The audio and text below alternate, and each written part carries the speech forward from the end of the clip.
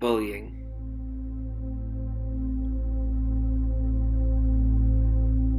It's a very serious issue.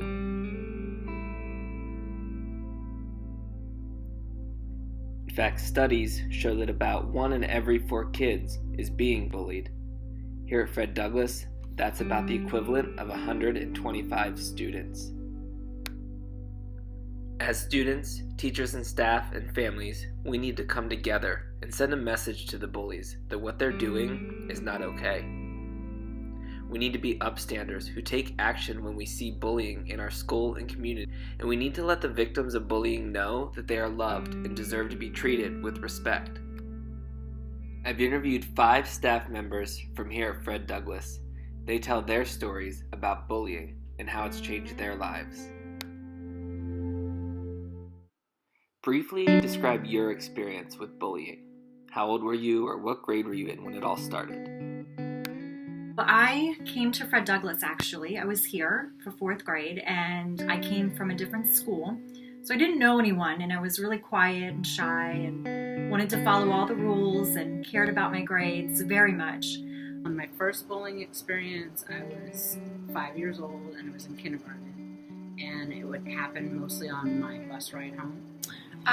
If I had to describe my bullying experience and when it started, I would have to say that it started around elementary.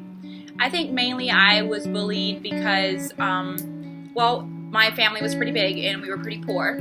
So I didn't necessarily wear the coolest shoes or the finest clothes to school. A lot of my clothes were hand-me-downs from my brothers, so some of them were boy clothes. And, well, as you can see, I'm a girl, so that didn't go down very well. And I got made fun of constantly. But one day in art class, which is actually where the Pathways room is, this girl came over and wanted a certain color crayon. So she came over and she took it out of my hand. And I didn't know how to handle that, but I wanted my crayon back.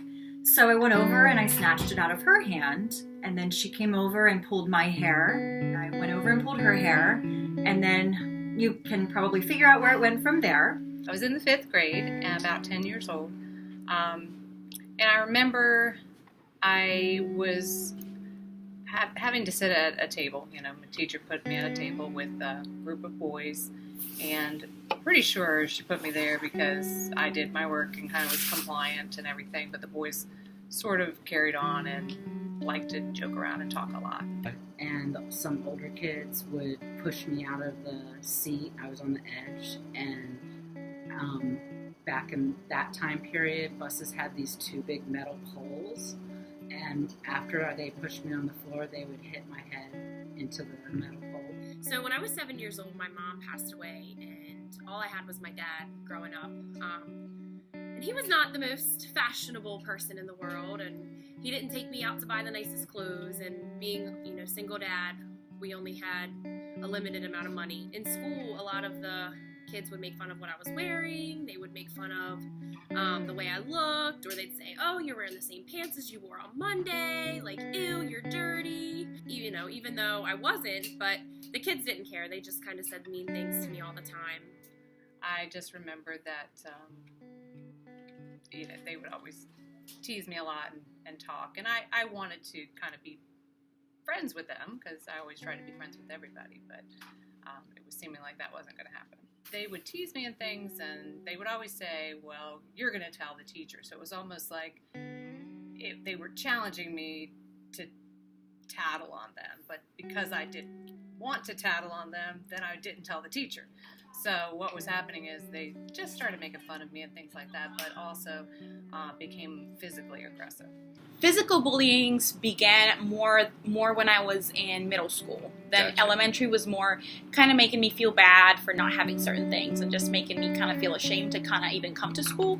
So it was pretty hard to deal with that because, I had just lost my mom, and I was kind of going through that whole emotional roller coaster. And then on top of that, having the girls at school make fun of me and call me names and things was really upsetting. Mm-hmm. So how did you handle the bullying? And looking back, is there anything you would maybe do differently?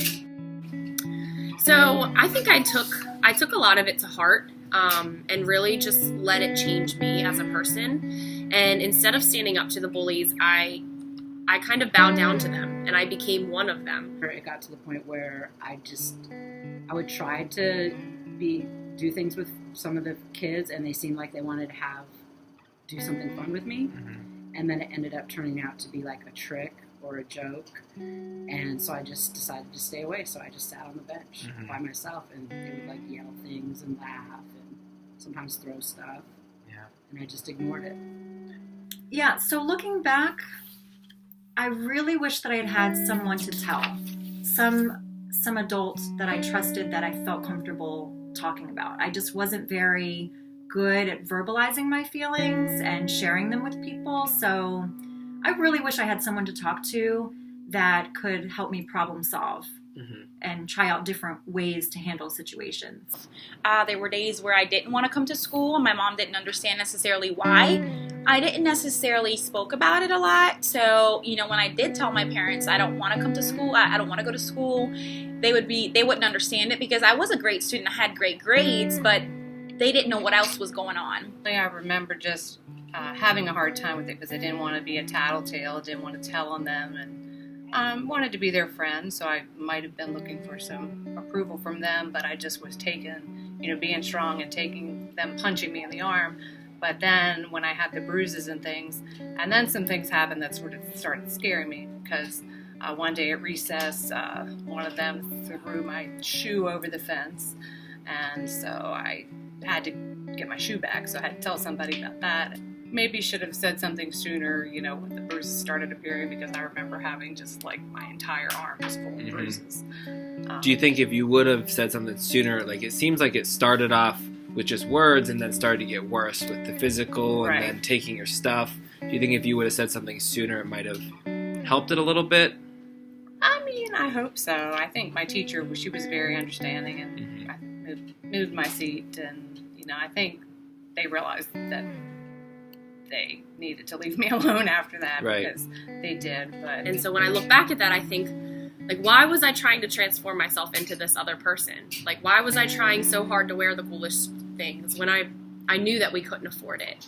And I held a lot of anger towards my dad for that, even though, he was doing the best that he could do. So I feel really bad when I look back at it, because I realize, I took a lot of that anger out on my dad, but I also changed myself.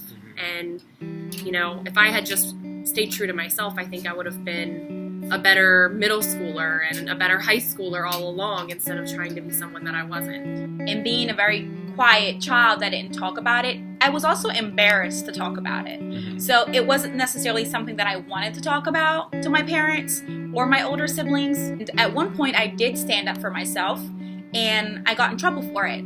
I was pushed around to the point where I did react, and I fought back, and I got in trouble for it. It was probably the first time I have ever been to the principal's office. And the principal was shocked, and she seemed very disappointed.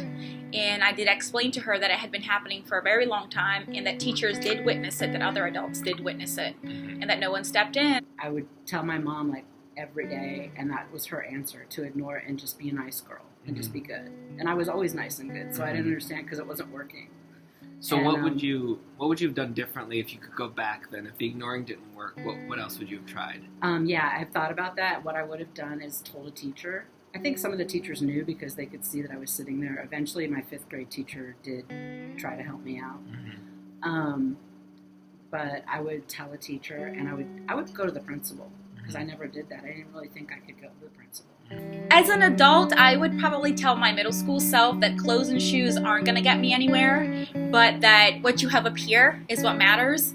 So what message would you send then to students here who are being bullied, and then students who are choosing to bully?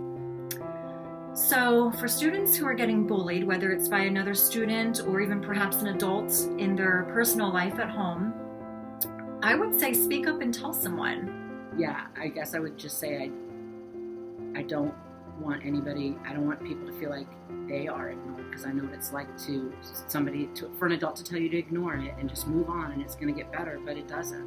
It just stays the same.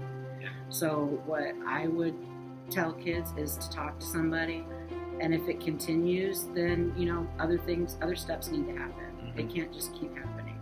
Well, don't let the bully bring you down. Don't let the bully change who you are, because people who are bullying others are generally doing it because they feel bad about themselves somewhere deep down. So, I mean, I wouldn't think it's even worth trying to befriend the bully because they're not worth your time.